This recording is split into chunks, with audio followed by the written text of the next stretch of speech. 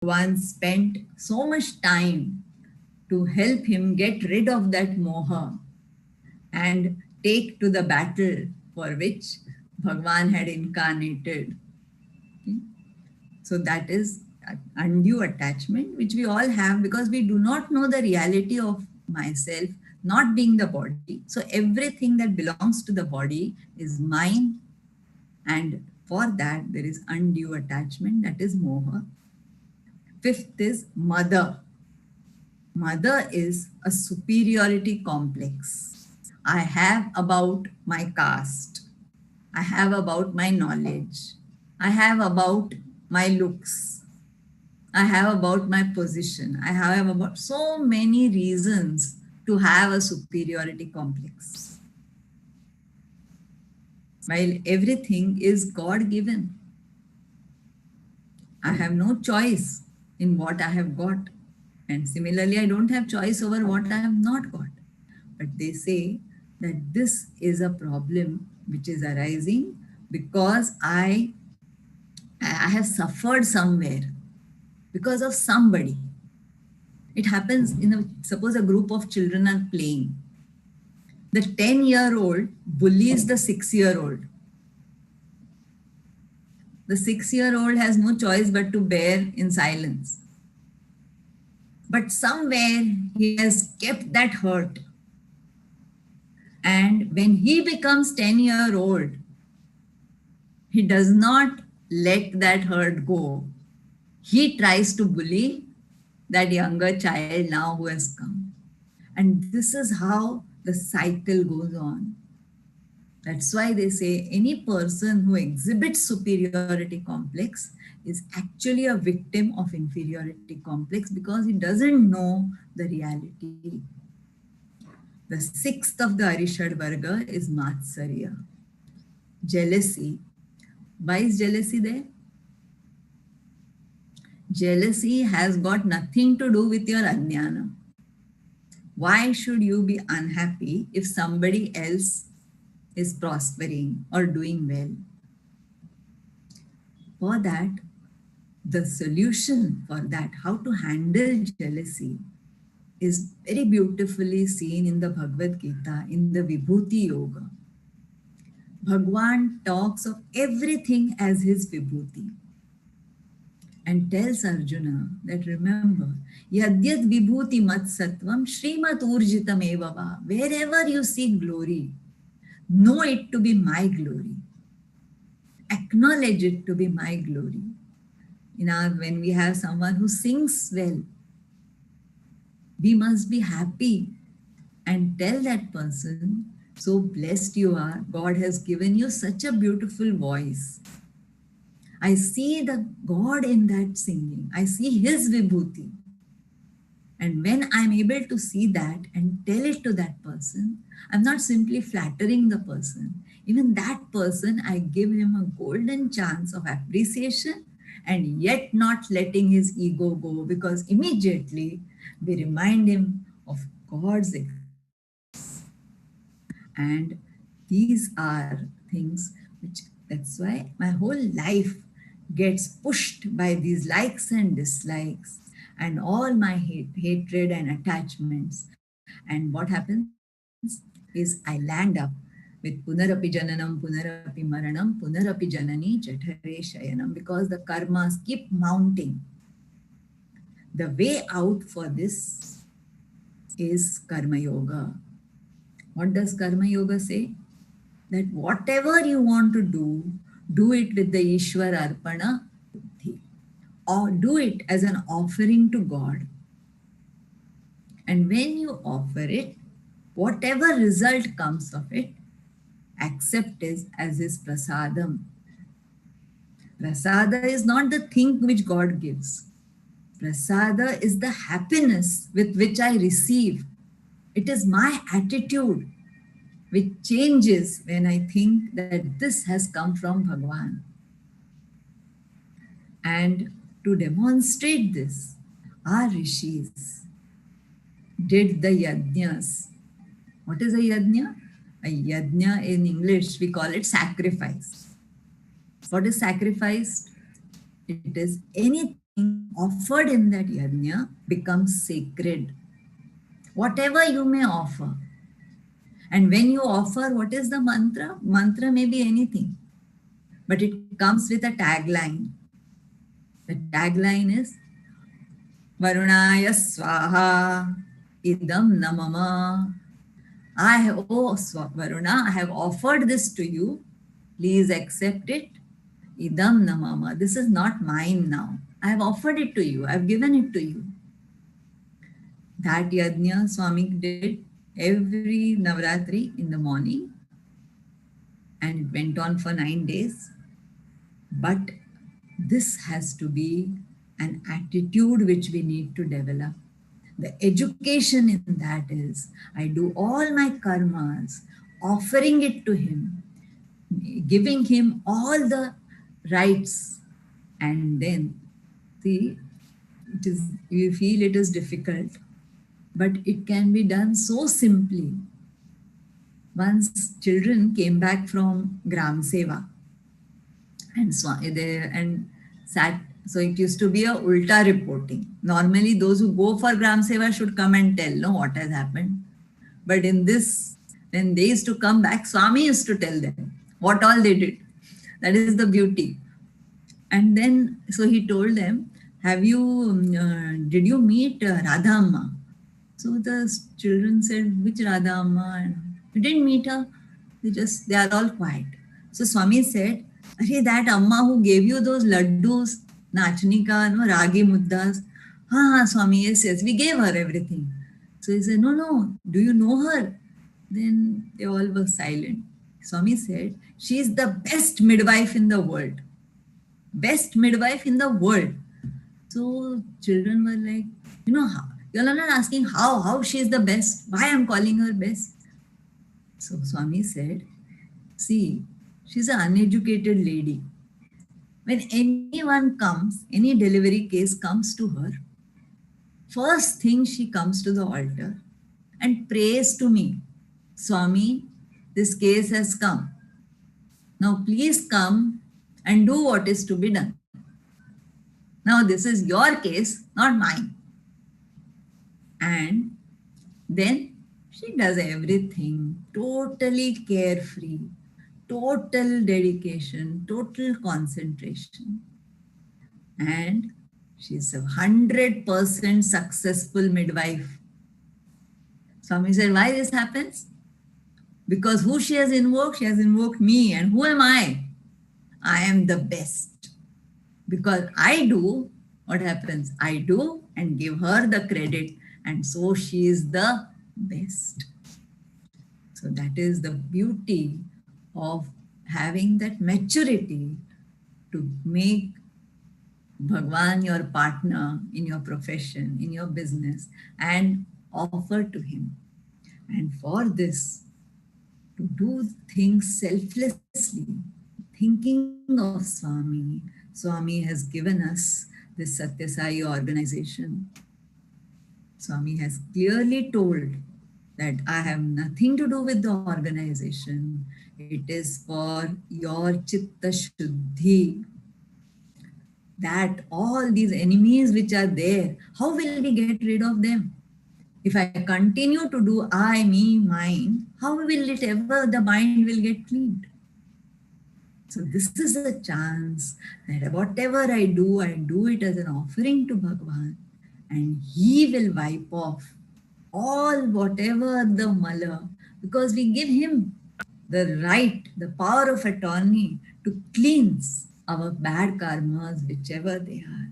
If we seek something from him, he is like a shopkeeper. He'll give you whatever you ask. But when you give him the power of attorney, he will use it to wipe off your worst karmas. And this is how the entire teaching of the Bhagavad Gita concludes when Lord Krishna tells Arjuna, stop worrying, stop thinking of the results. Sarva dharman parityajya mamekam sharanam vraja aham tva sarva papebhyaha mokshishami ma shuchaha. Don't grieve. Be happy. do everything as an offering to me, and all whatever is there, I will ratify. Once you offer it to me, once you make me acknowledge my presence, I will take over. Make God, they say, make God one naya paisa partner in your business and he will take away your whole business. And thus, in the organization, it gives us a chance to do selfless service. Without expecting anything in returns, it teaches us. But Swami has said that he wants 24/7 sevaks. So what will happen? That same attitude which I have of doing selflessly, I must learn in that, like how we learn to drive in a Maidan and then come and start driving on the highway like that. I learn in the organization how to do selflessly, how to do with discipline. We learn obedience, and then that is supposed to be translated and brought into our actions, even with our near and dear ones. Only then can we be 24/7 sevaks. The next part now. Okay, so the Shad Ripus, which are all because of Ajnana and have created so much mala, can easily be handled if I start offering my karmas to Bhagwan, and he will help to get rid of these mala one by one. Now, the other four Shadripus. They are not Shadripus, they are faculties given to us. Ravana's 10 heads, mean 6 are the Arishad Varga, which we saw. The 4 are Mana, Buddhi, Ahankar, and Chitta. These are 4 faculties given to us. What does the Mana do? Mana is the volition. Shall I do? Not do. Shall I eat? Not eat. Shall I listen? Not listen.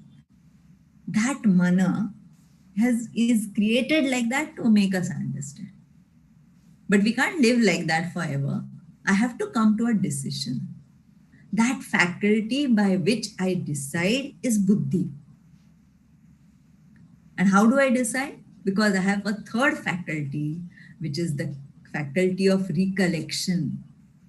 I can recollect my past experiences, relate to them, and then take a decision. It's like a memory bank which we all have. That is how I take decisions in life, based on my past experience. And after having decided to do a particular action, I need to do that action for which one more faculty is given to me, and that faculty is called ahankara. The I notion in the body is also another faculty. But what has happened? These 4, why they become enemies? Given by God, they are faculties. We should make proper use of them or not. But what happens? They are all guided by those Shadripus. The mind will only run to what gives me happiness, and it will empower the buddhi. All my data is also like that, which will give that inputs. And the buddhi also decides like that, and the indriya will also. And therefore, all these 4 together, what is in English we call as the mind, become our masters. And once they take over, it is said that the mind is the best servant and the worst master. So I need to learn to master the mind. And how is to be done? Because I need to understand the nature of the mind, the nature of what it is, why it is given to me, what is the purpose of my life. And for that, what did Swami do in every Navratri?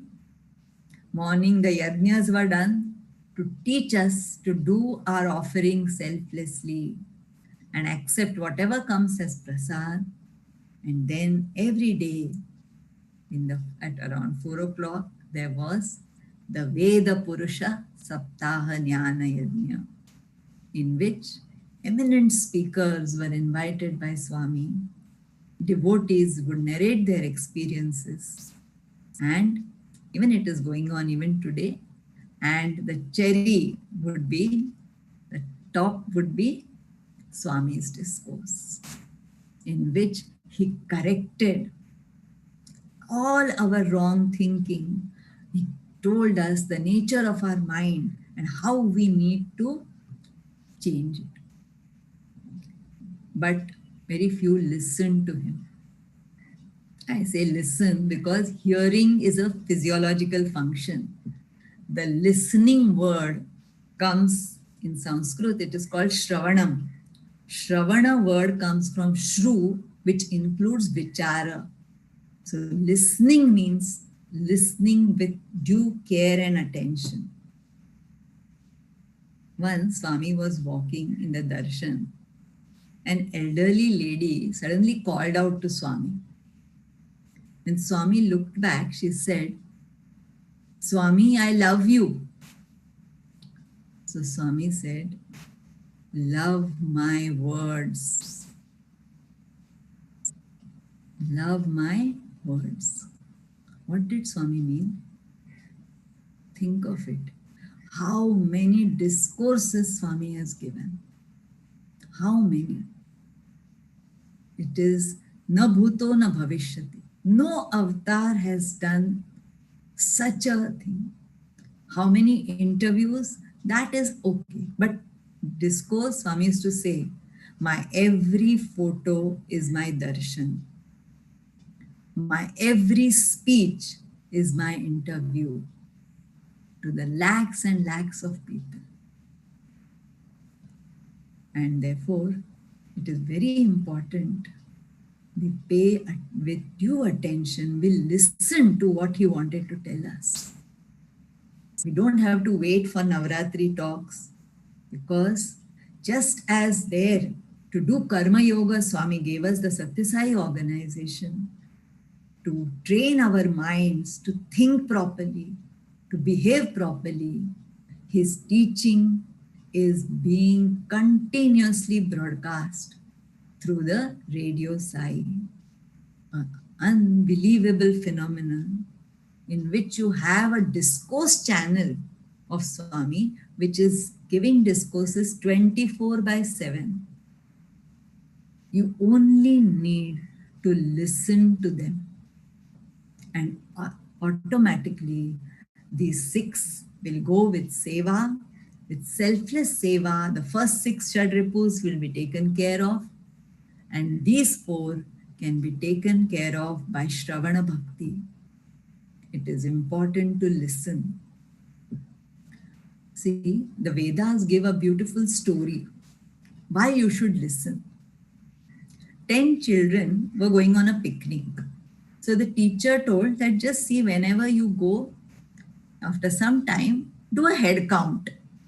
So you come to know if anyone is missing and you can immediately track that person.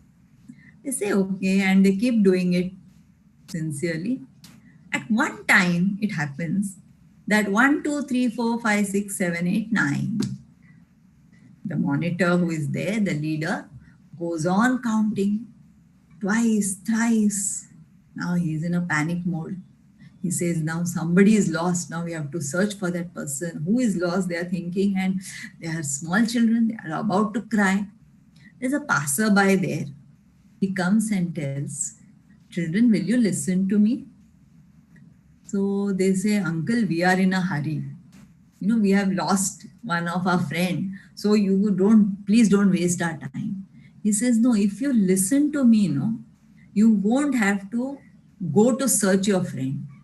So they say, what are you talking? So they say, anyway, they look at each other. Let's listen to him. Come. So they say, okay, tell. What you want to tell? Tell fast. He says, just stand. I'll count. 1, 2, 3, 4, 5, 6, 7, 8, 9. You are the 10th person. The Vedas tell it, Tvam Dashamaha Asi. You are the 10th. Where was that 10th person lost? Was he lost? He was not lost. He was the one who was counting. He knew or not that he is there. I am. Everyone knows. For that, I don't need Vedas. I don't need anything. I need Vedas for that Vishesha Jnana. In that boy's case, that he is the 10th person, to understand that on your own is not possible. He would have counted n number of times, he was going to do the same mistake.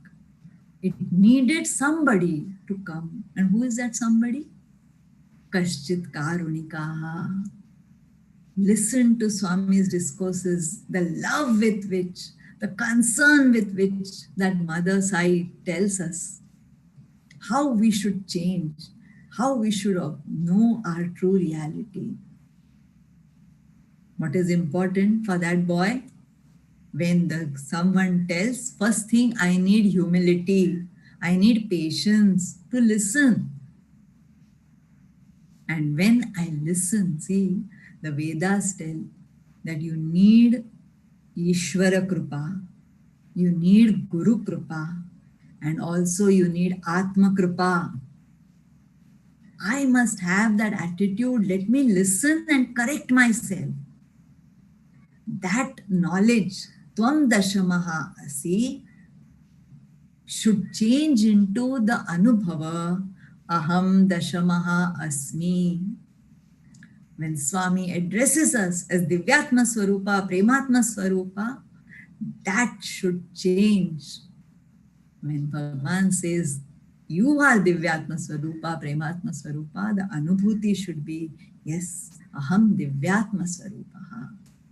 When then is where Bhagavan will find his fulfillment in all the trouble he has taken.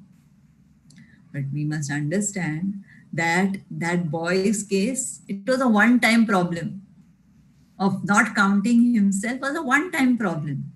So in 1 minute, this problem got solved and they all walked away happily. But when it comes to the Anubhava of Aham Brahmasmi, it is not a one-time error.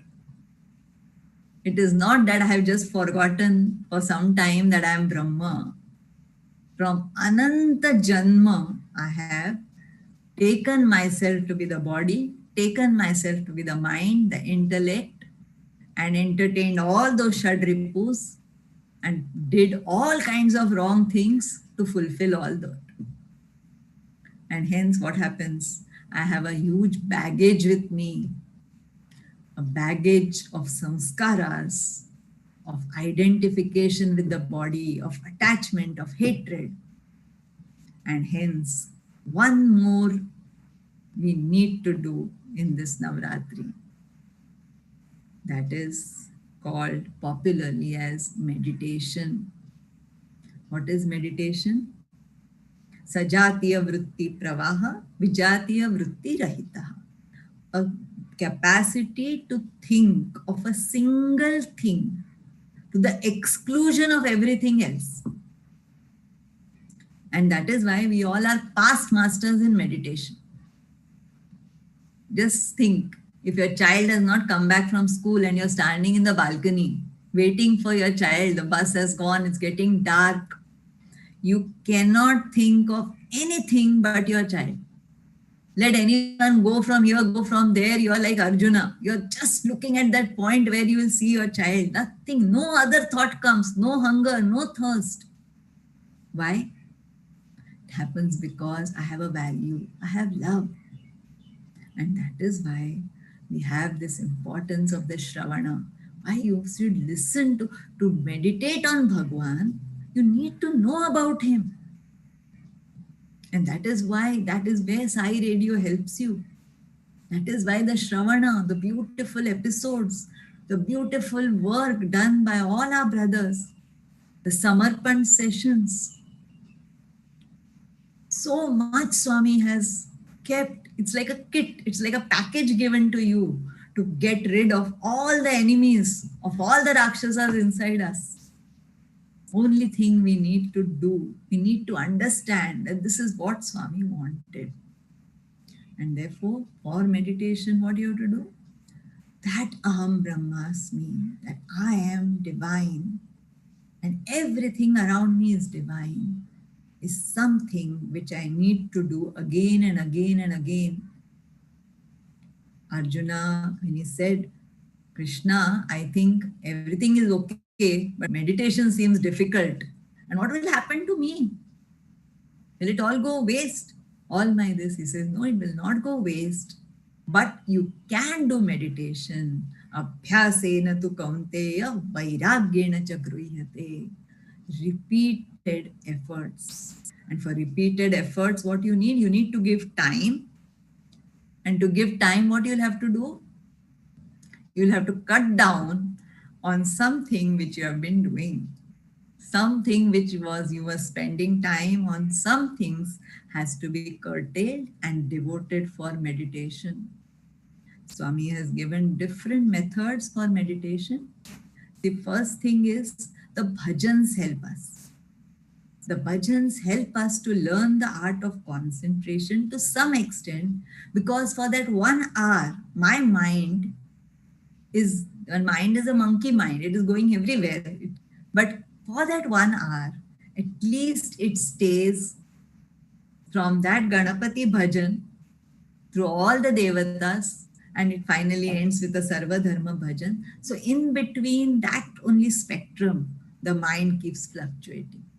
And that also for us as Sai devotees, in everything we see our dear Swami, whether it is Krishna, whether it is Rama, and so we do not have much fluctuation even in that, and we enjoy the bliss, and the mind is slowly trained. And that is why the one dosha is of the chitta, ashuddhi, which is taken care by the seva. But chitta vikshepa, that distraction of the mind, is to be overpowered by making it concentrate. Swami says you can make use of anything. You can make use of nama or japa. If you take any japa, Om Namah Shivaya, Om Namah Shivaya. The Omkar rises in silence. The Omkar merges in silence. The japa rises in silence. The japa merges in silence. Silence is your true reality. Slowly the japa can be reduced, and I enjoy that being in that true reality, free from any distraction. Bhagavan says that the mind is not going to be so easily controlled. So Swami has given an idea. Make this mind a watchman. Okay? When you sit for meditation, what you do, you make him a watchman. And what that watchman should do? He should observe what is going inside and who is going outside. Okay? So now the mind has to be given some work. That is the work. Now who is going to come inside and who is going to go outside, you decide. So Swami says the Soham meditation. What is Soham? Saha Aham. Okay? As a Sandhi, it becomes Soham. So every time I think Saha, I breathe in. When I breathe out, Aham. And keep the mind there to watch. Watch every breath. With every breath I take in, Saha means He. He means who? He means God. And He means His creation. I breathe in oxygen, Saha. I breathe out Aham. What is Aham? All created by me. What all I have created? First thing, now I have created carbon dioxide. Breathe out. Breathe in truth. Breathe out all the lies which I have spoken. Breathe in love. Breathe out hatred. With every saha, every aham, and keep your mind the job of watching. Slowly, a rhythm will set in and the mind will stop getting distracted. After that, the meditation can start. And Swami always advocates the Jyoti meditation. In Jyoti meditation, he says that what is required to be done, that In the night when you light the jyoti, okay, the day you do the havan, in the evening you listen to the discourses, and in the night when you light these beautiful lamps, take that lamp, that light, अखंड ज्योति जलाओ साई मन मंदिर में, दिव्य ज्योति प्रेम ज्योति ज्ञान ज्योति jalao. Pray to Swami that I light this lamp of knowledge, of wisdom, of love, of understanding in my heart. And from there, that light of that knowledge goes to my eyes, goes to my ears. We all know you all have been doing Jyoti meditation.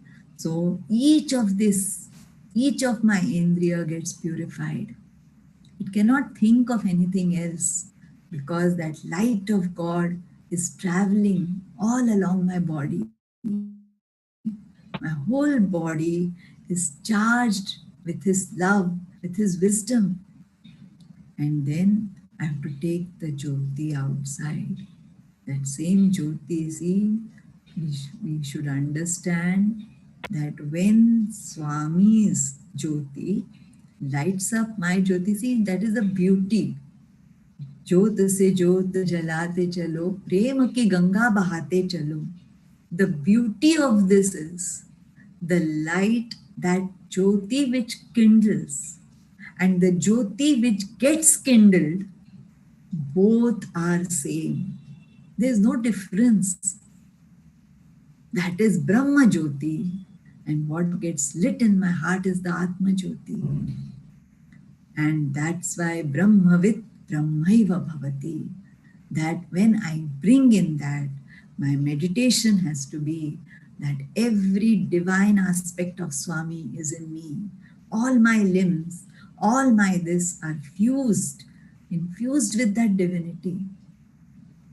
Then I take it outside to my family, to my friends, to all the society, finally to the whole of universe. Swami said also have to understand that the whole universe is manifestation of that same divinity. Isha Vasya Idagum Sarvam. Every